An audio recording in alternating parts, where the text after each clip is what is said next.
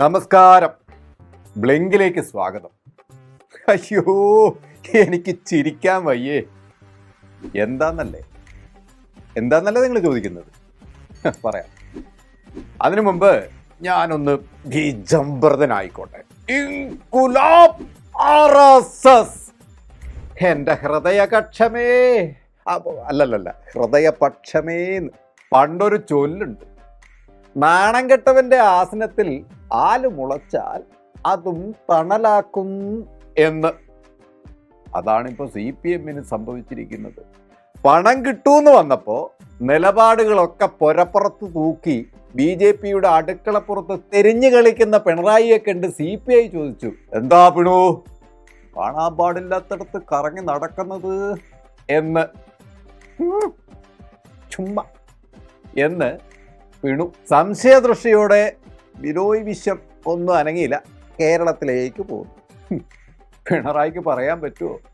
കേസിലകപ്പെട്ട് ED പ്രാപ്പിടിയനെ പോലെ മോനെ മോളെയും തന്നെ ലക്ഷ്യമിട്ട് പറക്കുന്നതിൽ നിന്ന് രക്ഷപ്പെടാൻ മോദിയുമായൊരു സമവായം ഉണ്ടാക്കാനാണ് ഇങ്ങനെ നിലാവത്തഴിച്ചു വിട്ട കോഴിയെപ്പോലെ ഡൽഹിയിൽ കറങ്ങി നടക്കുന്നത് എന്ന് പറയാൻ പറ്റുമോ? ഇല്ല. CPIക്ക് അത് മനസ്സിലായില്ല. എങ്കിലും കേരളത്തിലെ ജനത്തിന് അതറിയാം. പിണറായി ഡൽഹി സന്ദർശിച്ചാൽ അത് കേരളത്തെ പണയം വെക്കാനാണ്. CPIക്ക് നേരം വെളുത്തപ്പോഴേക്കും വിദ്യാഭ്യാസ വകുപ്പിനെ പണയം വെച്ച് കോടികളുടെ കരാർ ഒപ്പിട്ട് കഴിഞ്ഞിരിക്കുന്നു. എന്താ ചെയ്യുക? LDF-ലെ ശക്തമായ തീരുമാനമായിരുന്നു RSS അജണ്ട നടപ്പിലാക്കുന്ന BJP-യുടെ ഓരോ പദ്ധതിയിലും കേരളം ഒപ്പിടില്ല എന്നും, അത് CPM-ന്റെ ചിന്തയിലേ ഇല്ല എന്നും.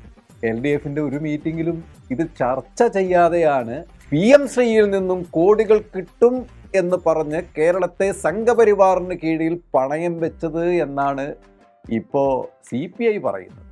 കാര്യം കൈവിട്ടു പോയി എന്ന് മനസ്സിലാക്കിയ CPI കടുത്ത നടപടികളിലേക്ക് കടക്കുമെന്നായപ്പോൾ പിണു പാമ്പിനെ പിടിച്ച കുരങ്ങനെ പോലെ ഇങ്ങനെയായി.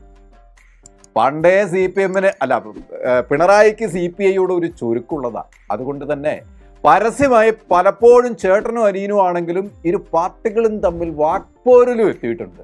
അത് നല്ല ചർച്ചയായിട്ടുണ്ട്. ഇപ്പൊ കയ്യാലപ്പുറത്തെ തേങ്ങ പോലെയാണ് സർക്കാർ. എന്താ കാരണം ഇത് തന്നെ, പിണറായിയുടെ ഒരു തരം ധാർഷ്ട്യത്തോടെയുള്ള സമീപനം. ഇപ്പോ സഹിക്കാൻ വയ്യാതെ ആയിട്ടുണ്ട് CPIക്ക്. പക്ഷെ CPI പടക്കത്തിന് തീ കൊടുക്കുന്ന പേടിയുള്ള ഒരാളുടെ അവസ്ഥയിലാണ് ഇപ്പോൾ. തിരിക്ക് തീ കൊളുത്തുന്നതിനിടയിൽ ഓടിക്കോ എന്നാരെങ്കിലും പറഞ്ഞാൽ ഓടി മാറുന്ന അവസ്ഥ. തിരി കത്തിയില്ല എന്ന് തിരിച്ചറിഞ്ഞ് വീണ്ടും വന്ന് ഇത് ആവർത്തിക്കുന്നു. ഓടുന്നു, വരുന്നു, കത്തിക്കാൻ നോക്കുന്നു. ഇതാണ് ഇപ്പോൾ CPI-യുടെ സ്ഥിതി. ഇപ്പൊ പൊട്ടുമെന്ന് പറയുമ്പോഴും തിരിക്ക് തീ കൊളുത്താതെ മാറി നിന്ന് പൊട്ടുന്നത് കാത്തിരിക്കുകയാണ് CPI. പിണറായി ഇത് എത്ര കണ്ടതാ? പ്രത്യേക ഏഷം കയ്യിലുള്ള മൂപ്പർക്ക് CPI-യുടെ വീടിപ്പടക്കം ഒന്നുമല്ല. MA ബേബിൻ്റെയും SFIൻ്റെയും ഒക്കെ എതിർപ്പ് പരിഗണിച്ച് ഒപ്പിട്ടതിൽ ഉറച്ചു നിൽക്കുകയാണ് പിണറായിയും ശിവൻകുട്ടിയും. പിണറായിക്ക് ഇപ്പം മുണ്ടാട്ടം മുട്ടിയെങ്കിലും മന്ത്രി അപ്പൂപ്പൻ സടകുടഞ്ഞ് എഴുന്നേറ്റു. പണയം വെച്ചതിൽ ന്യായീകരണവുമായി രംഗത്ത് വന്നിട്ടുണ്ട്. 1377 കോടി 61 ലക്ഷം. എന്താ കഴിക്കോ? ഇല്ല എന്നാണ്. മാത്രമല്ല നല്ല മധുരം എന്നുമാണ് CPM പറയുന്നത്. കാരണം എന്താ? വിചാരധാരയാണല്ലോ പുതിയ മാർക്സിയം മാനിഫെസ്റ്റോ. അപ്പൂപ്പൻകുട്ടി ആവർത്തിച്ച് പറയുന്നത് നാഷണൽ എഡ്യൂക്കേഷൻ പോളിസിയിൽ കേരളം ഒപ്പിട്ടില്ല എന്നായിരുന്നു. എങ്കിൽ ഇപ്പോൾ പറയുന്നത് ആ ഒപ്പിട്ടത് കൊണ്ട് കേരളത്തിന് ഒന്നും സംഭവിക്കാൻ പോകുന്നില്ല എന്നുമാണ്. പുലിയെ പിടിക്കാൻ കാട്ടിപ്പോയ പോലീസുകാരൻ പൂച്ചയെ പിടിച്ച് ലാത്തി കൊണ്ടടിച്ച് പൂച്ചയെ പുലിയാക്കാൻ ശ്രമിച്ച പോലീസുകാരനെ ഓർമ്മിപ്പിക്കും വിധം നമ്മുടെ വിദ്യാഭ്യാസ മന്ത്രിയുടെ ഇപ്പോഴത്തെ നിലപാട്. ഇനിയിപ്പോ കാറൽ മാർക്സിന് പകരം സവാർക്കറേയും ലെനിനു പകരം ഗോഡ്സെയും പ്രതിഷ്ഠിച്ചാലും ഒരു കുഴപ്പമില്ലെന്നേ. കാരണം CPM-ന് വലുത് പണമാണ്. ചിക്കിളി. കേരളത്തെ മോദിക്ക് പണയം വെച്ച സ്ഥിതിക്ക് ഇനിയിപ്പോൾ പണത്തിന്റെ ഒഴുക്കായിരിക്കും കേരളത്തിലേക്ക്, അല്ലേ മുഖ്യമന്ത്രി? ദീപസ്തംഭം മഹാചര്യം നമുക്കും കിട്ടണം പണം, അല്ലേ? കാട്ടിലെ തടി തേവരുടെ ആന, വലിയടാ വലി. ബ്ലിങ്ക് തുടരും കേട്ടോ.